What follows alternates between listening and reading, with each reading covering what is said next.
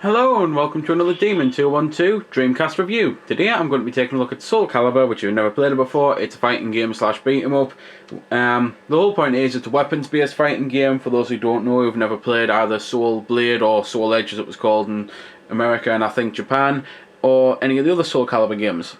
It is your standard affair really, kick the crap out of your opponents and that. I'll get into that in a minute though. It's famous on the Dreamcast for basically being an arcade perfect port, and it is something that I've got a fight stick as well as obviously using a Dreamcast pad, and I personally think the fight stick is necessary. I think it plays really badly on the pad. I'm having to use a pad now simply because sitting with a fight stick on my lap is actually very uncomfortable. I'd much prefer to have it on a table, and because of where the camera is I can't do that.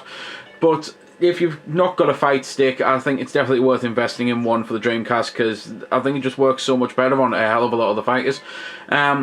Anyway, at the start you've simply got a hell of a lot you can do. You can go into arcade, you can play versus if you've got another person with you. You can do team battles, which I've always liked team battles. Basically you pick a team and you fight another team and you go through your characters. And time attack is just your standard, basically try and get the best time. Survival, again, you see how many people you can beat and survive. Museum, you can view art gallery, you can view the battle theatre, which is watching computers fight, which I've never really understood that. Practice mode is obviously practice mode. Mission battle is pretty much the main bulk of the game, and I'll show a bit of that, and I'll also show a bit of arcade off. Options wise, you've got all sorts you can do. There's tons of game options you can customise, and it tells you which modes as well that you're customising them for.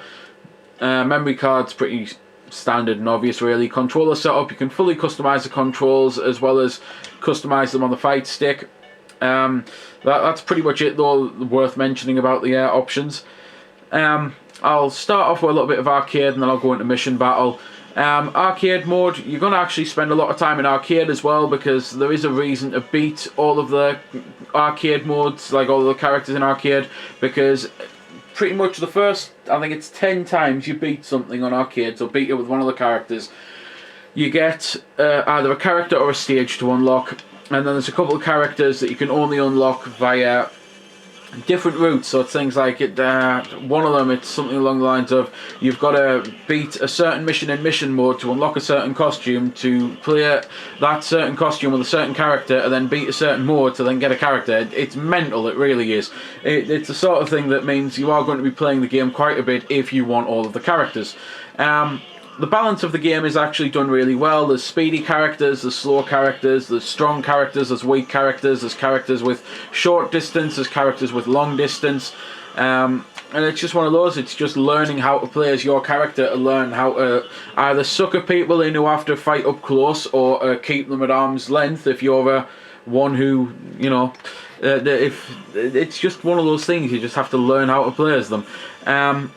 There's a hell of a lot of combos for every character. It's not exactly a basic game, and I'm quite happy with that.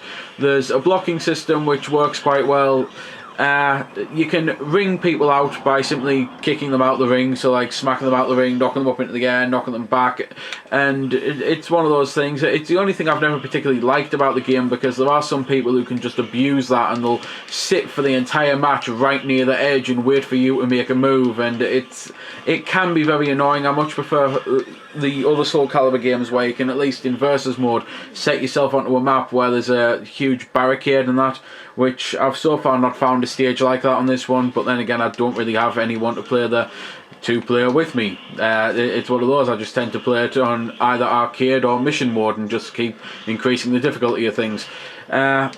Graphically, the game is fantastic, and musically it sounds even better. However, I don't know if it's just a problem with my copy of the game, which there's not exactly a mark on the disc or anything, but every now and then the music in the arcade mode especially just cuts out.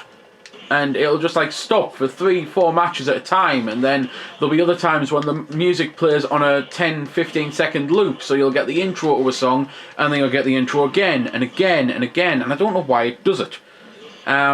I've checked my Dreamcast out and there's nothing wrong with it, and I've checked the game out and I can't see anything wrong with it, so I don't know what the problem is with that, and I don't know if it's a widespread problem that no one talks about or what. Anyway, time to quickly cut into the mission battle mode and do a quick explanation of that. So, mission battle mode, you can actually again get a free choice of characters, so it's a reason to change and play about with characters because there's certain missions that you'll only be able to do with other people. I am pretty much just stuck on the training at the moment because I've been playing the arcade, but mission mode, for those who don't know, in the Calibur games is basically like attack an opponent with this move, or not allowed to use this move, or not allowed to block, or you are poisoned and slowly dying and things like that.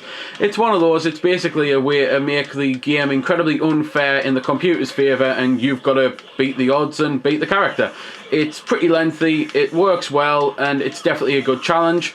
There's nothing much else I can really say about the game, which is probably just as well because I think my camera's about to die. So I'll just leave you with that then. So there we go then. That's been the review. I hope you found it helpful. I don't score the games because that's based purely on opinion, so instead I'll leave you to make your own mind up.